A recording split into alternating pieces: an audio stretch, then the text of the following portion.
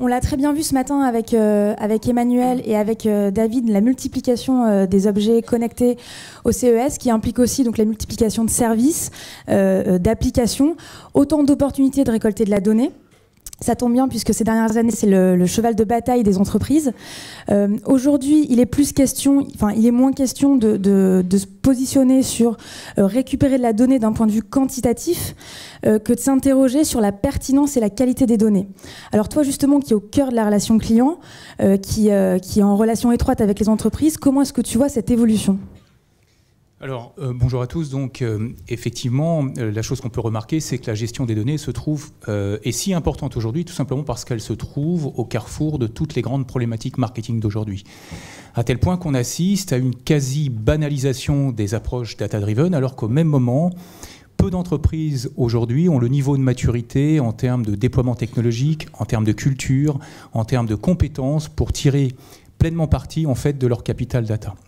Or, le data-driven marketing, comme le rappelle d'ailleurs une étude très récente qui vient d'être publiée et qui a été mandatée par la Direct Marketing Association, que je vous engage à lire, c'est précisément utiliser les données afin d'améliorer l'expérience client, l'engagement client, les contenus et surtout pour permettre d'individualiser et de personnaliser les interactions entre les marques et leurs différentes audiences dans le but, naturellement, d'augmenter le retour sur investissement de leur campagne marketing. Donc il n'est pas étonnant de lire, notamment dans le référentiel marketing de l'EBG qui a été publié en 2015, mais à mon avis, ça sera exactement la même chose en 2016. En tout cas, nous, c'est ce qu'on remarque quand on va voir et visiter les directions marketing, que parmi les principaux objectifs des directions marketing aujourd'hui, on va en trouver de deux sortes. Le premier, ce sont les objectifs de toujours, donc les objectifs, moi ce que j'appelle des objectifs business as usual, qui sont des objectifs en fait de résultats,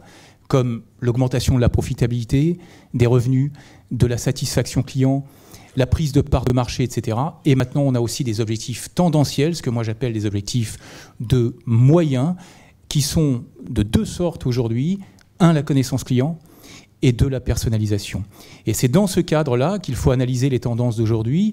Et je pense que pour les années à venir, donc, et c'est ce que ressentent les entreprises aujourd'hui, eh bien, les données sont le véritable carburant de leur business et le carburant du marketing en particulier. C'est pourquoi moi je pense que les acteurs qui vont réussir, quand je parle des acteurs, je pense aux digital agencies, je pense aux intégrateurs, je pense également aux cabinets de consulting, qui seront en fait en capacité de déployer ce que moi j'appelle une approche holistique de la stratégie donnée, donc qui intègre en fait tous les paramètres d'une véritable stratégie de gestion de données, à la fois les paramètres technologiques, à la fois les paramètres opérationnels, organisationnels, voire juridiques, dans le cadre de business case concrets orientés sur des résultats business et pas sur des résultats technologiques, eh bien, seront à mon sens les vrais partenaires de la transformation digitale des entreprises pour demain. Alors justement, donc, tu le soulignais dans l'étude et on l'a très bien vu l'année dernière dans les différents updates qu'on a pu voir avec les témoignages de direction marketing. Donc les entreprises ont bien compris ces enjeux de data.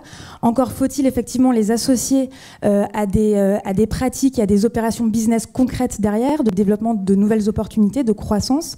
Je crois que tu as deux cas d'usage très simples mais qui sont assez révélateurs de la situation. Alors, effectivement, j'ai deux cas très simples mais en même temps très concrets pour illustrer en fait tout ce que je viens de dire.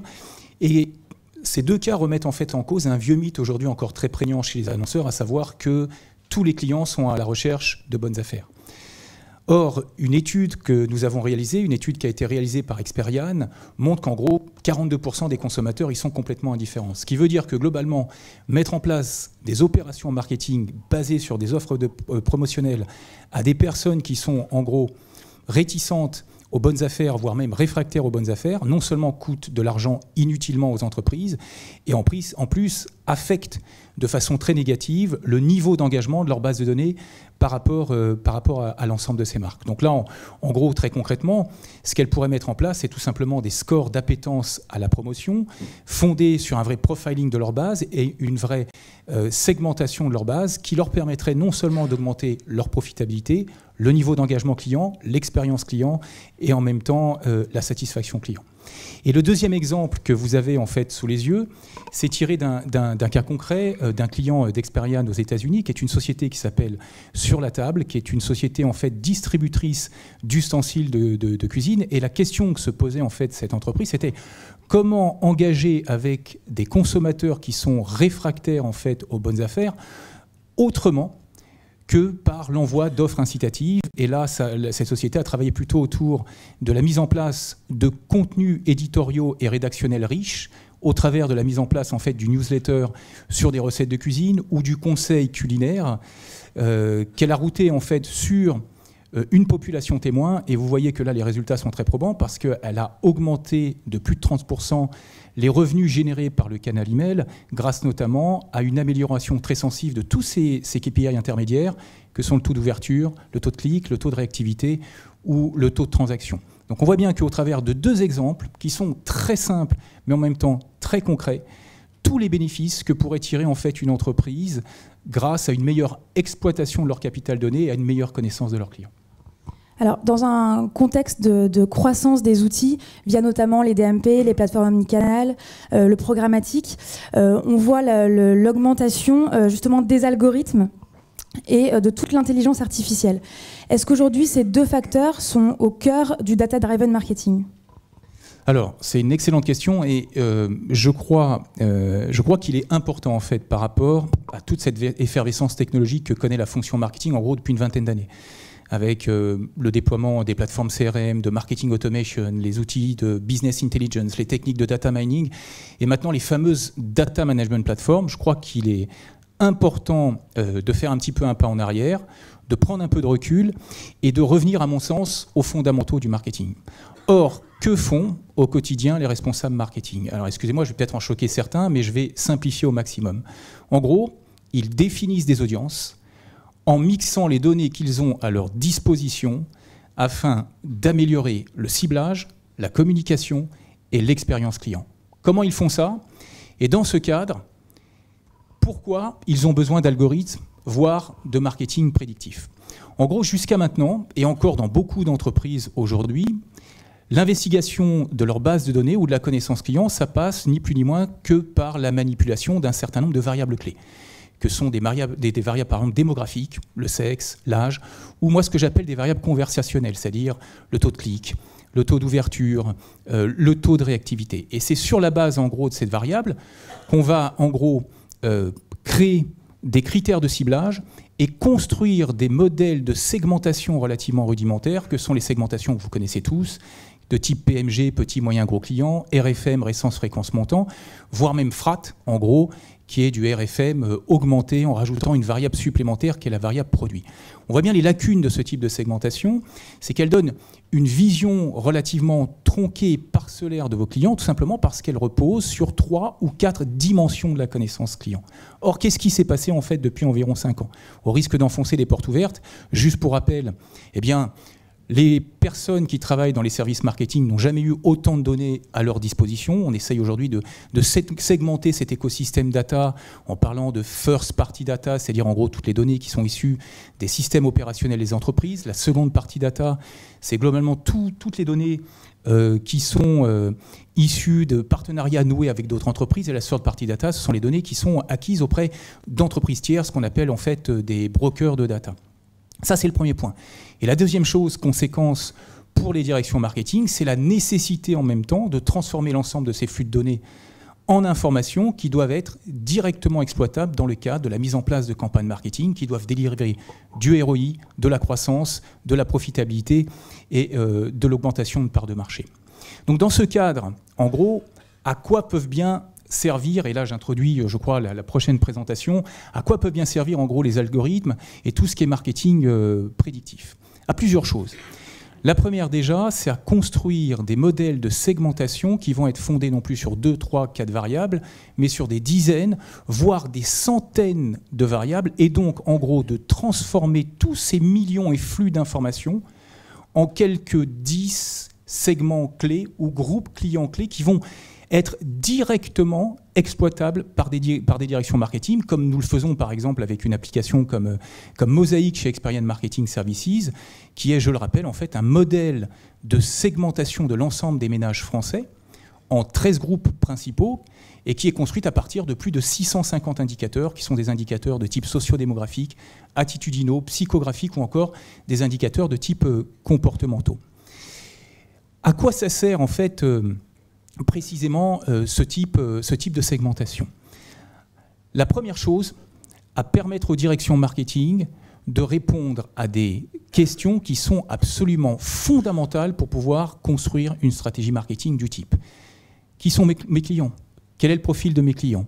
À quelle catégorie socio-professionnelle appartiennent-ils? Quel est le potentiel d'upselling que j'ai sur ces clients? Quelle est la valeur de ma base? Quelles sont leurs opinions? Où aiment-ils passer leurs vacances? Quelle est la composition de leur foyer? Quel genre de produits achètent-ils? Au travers de quel type de canaux de communication achètent-ils leurs produits? Deuxième type de questions auxquelles on peut répondre, si on croise notamment ces grands modèles de segmentation avec de la donnée transactionnelle issue des systèmes opérationnels des entreprises, eh bien, des questions absolument basiques, c'est globalement quelle est la valeur potentielle de ma base et où dois-je investir mes budgets marketing. Ce qu'il est important de savoir ici, c'est ce genre de modèle, on est en fait dans un cadre purement descriptif de l'analyse d'une base de données qui est absolument nécessaire parce qu'elle va permettre plusieurs choses. La première, c'est de construire une stratégie solide.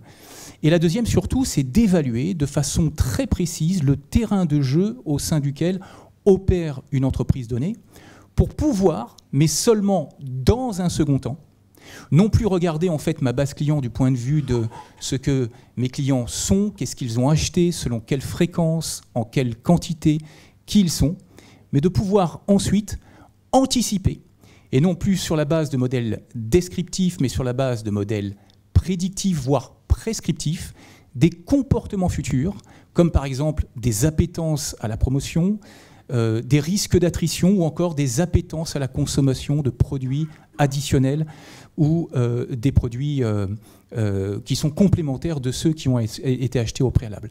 Et on voit bien ce que ça permet en fait la combinaison de ces types de modèles descriptifs et plutôt prédictifs et prescriptifs. Eh bien, ça sert tout simplement à monitorer de façon optimum un cycle de vie client depuis la transformation de ce dernier d'un statut de prospect à un statut de client jusqu'à son maintien le plus longtemps possible en tant que client actif dans le portefeuille client d'une entreprise donnée pour tout simplement augmenter ce qu'on appelle la lifetime value, c'est-à-dire tous les flux de revenus qui vont être générés sur une période de temps donné. Et l'ensemble en fait de ces modèles vont pouvoir ensuite être actionnés dans globalement 4 types d'environnements, et à mon sens, c'est le 4e qui va connaître la plus forte croissance sur les 2 ans, les 3 ans à venir. Le premier environnement, on le connaît tous, c'est le digital media pour tout ce qui est achat programmatique et RTB. Le deuxième environnement, c'est naturellement l'environnement cross-canal, au travers des plateformes de marketing automation qui permettent tout simplement de scénariser, de planifier des campagnes emailing, SMS, push notification ou print, etc. Le troisième, c'est le web. Et le 4e qu'on oublie très souvent, c'est naturellement le magasin, le store, qui à mon avis va être amené à se développer au travers de problématiques de gestion de marketing local, ou la possibilité de faire, moi, ce que j'appelle du real-time marketing, avec des technologies qui commencent à arriver sur le marché, qu'on appelle de l'in-store analytics, qui permet en fait de collecter de la donnée magasin, de réconcilier l'ensemble de ces données avec les données CRM ou les données web, et de pouvoir pousser en temps réel de la publicité conceptuelle ou contextuelle par rapport en fait à des profils qui sont clairement identifiés et par rapport à la situation géographique d'un utilisateur donné. Et pourquoi ça va être amené à se développer? Tout simplement pour plusieurs raisons. Déjà parce que les taux de transformation online sont bien plus faibles que les taux de transformation magasin. Si vous comparez, on est de l'ordre de 1 à 2% dans le premier, on est à plus de 50% dans le deuxième. Donc les possibilités d'upselling, cross-selling sont beaucoup plus importantes sur le store. La deuxième également, c'est parce que quand vous regardez la répartition du business et du commerce de détail en France, je rappelle que le e-commerce représente que 10% du commerce de détail en France et que le reste, c'est 90%. Donc on voit bien que tout le potentiel de croissance est bien du côté du store. La troisième, c'est que toutes les problématiques de Web to Store sont absolument fondamentales, notamment dans l'environnement retail. Et la quatrième, qui est plus une tendance un peu sociologique qu'on observe notamment sur les marchés américains ou les marchés anglais, c'est la tendance à ce qu'on appelle en fait le web rooming, qui est opposé au showrooming. C'est-à-dire en gros, de plus en plus, le showrooming baisse, le web rooming augmente, et on a plus en plus d'achats en magasin qui sont préparés en fait directement online. Donc c'est pour l'ensemble de ces raisons, moi je crois personnellement que dans les 2-3 années à venir, tout ce qui est problématique de Web to Store vont être amenés à se développer très fortement. Alors, juste pour gérer justement tout ce que tu viens de nous expliquer, on voit de plus en plus émerger une nouvelle fonction, et ce même au sein des comités de direction, qui sont entre autres les Chief Data Officers. Est-ce que tu peux rappeler rapidement les grands enjeux de cette fonction ? Alors, je crois que pour répondre à cette question, il est bien d'avoir à l'esprit en fait les grands domaines de la gestion de données, les grands enjeux en fait de la gestion de données. Il y en a 5 en fait. Le premier, c'est tous les enjeux autour de la collecte des données. C'est très critique et très difficile aujourd'hui du fait en gros de la multiplication des canaux, des points de contact entre les marques et les audiences. Le deuxième grand enjeu, c'est tout ce qui concerne l'hygiène et la fiabilité des données. Et là, c'est un point d'autant plus critique pour une direction marketing parce qu'elle va conditionner directement le niveau de performance du marketing opérationnel d'une direction marketing. Pour le dire en fait très simplement, sans une bonne hygiène de données, tout ce qui est personnalisation, segmentation, analyses qui vont venir en gros supporter des décisions stratégiques business deviennent caduques et parcellaires. La troisième, c'est tout ce qui tourne autour de la sécurité, avec le déploiement notamment des architectures cloud et toutes les problématiques en fait qui sont liées à ces architectures, notamment les problématiques autour du transfert de données d'organisation à organisation ou alors même de pays à pays. Donc qui sont des problématiques d'ailleurs qui ne sont pas seulement technologiques, mais qui sont aussi des problématiques juridiques, font que tout ce qui est politique de sécurité des données sont plus qu'à l'ordre du jour au sein des entreprises aujourd'hui. Le quatrième, c'est tout ce qui est interconnexion de données, notamment avec le développement de l'omnicanal. C'est certainement l'aspect le plus difficile de la gestion de données. Donc là, il s'agit tout simplement d'interconnecter ou de réconcilier des données qui sont issues de sources et de points de contact différents qu'on collecte tout au long du parcours client pour créer en fait cette fameuse vue client unique et de pouvoir avoir une vision cohérente et unique de chacun des clients qui sont dans la base, quel que soit en fait le département de l'entreprise. Et le cinquième, c'est tout ce qui concerne l'agilité et l'accessibilité en fait à l'ensemble de données. Donc là, on parle de la gestion, on va dire, opérationnelle de ces données, de leur exploitation et de leur mise en œuvre dans des programmes marketing et tout ce qui est pilotage en fait de la stratégie de ces stratégies marketing. Je crois qu'il faut analyser les nouvelles fonctions dans ce cadre-là, les nouvelles fonctions qui arrivent après les data analysts, les business analysts, maintenant on parle des data scientists et maintenant des fameux chief data officers, qui ont à mon sens en fait 3 enjeux, 3 missions clés au sein d'une entreprise. La première naturellement, c'est de piloter la stratégie data, d'un point de vue général, pas d'un point de vue marketing seulement, mais d'un point de vue général. La deuxième, c'est d'aligner en fait le commerce sur la stratégie. Et la troisième, naturellement, c'est de participer grandement à l'évolution et au développement du revenu et de la profitabilité des organisations, grâce notamment à une meilleure exploitation et gouvernance du capital data d'une organisation donnée. Au travers notamment, par exemple, du déploiement de politiques réglementaires et en prenant d'ailleurs en compte également tous les aspects éthiques qui tournent autour de la gestion des données. En 1 minute, juste pour terminer, qu'est-ce qu'on retient pour 2016 quels sont les principales trends pour Experian ? Alors, je vais aller très vite sur ces principales trends, d'ailleurs que je ne vois pas ici. La première, en gros, c'est effectivement passer d'un aspect quantitatif et qualitatif. Ce qui est très important, c'est faire en sorte de ne collecter que les données qui sont absolument nécessaires à la mise en place de ces campagnes marketing et notamment à fiabiliser ces données, non seulement du point de vue de l'unicité des données, de l'intégrité des données et de la complétude du niveau de données. La deuxième chose qui est importante, c'est qu'il ne suffit pas d'avoir des données fiables, il ne suffit pas d'avoir des données complètes, fiabilisées et pertinentes. Il faut naturellement pouvoir transformer l'ensemble de ces données en insights et en informations pour pouvoir derrière, faire en sorte qu'on éclaire toutes les stratégies business. Et ensuite, la deuxième chose très importante, c'est que les campagnes soient exécutées de façon optimum en termes d'adéquation d'offres, de messages, par rapport à des profils qui sont clairement identifiés. Et puis je vais terminer sur une troisième très importante, c'est je pense qu'aujourd'hui les technologies sont mûres, on est en direction vers un véritable marketing one-to-one, et que dans ce cadre, la qualité, la richesse et l'originalité des contenus joueront un rôle absolument important dans le développement des campagnes marketing dans les années à venir. Merci beaucoup Franck pour cette explication très claire.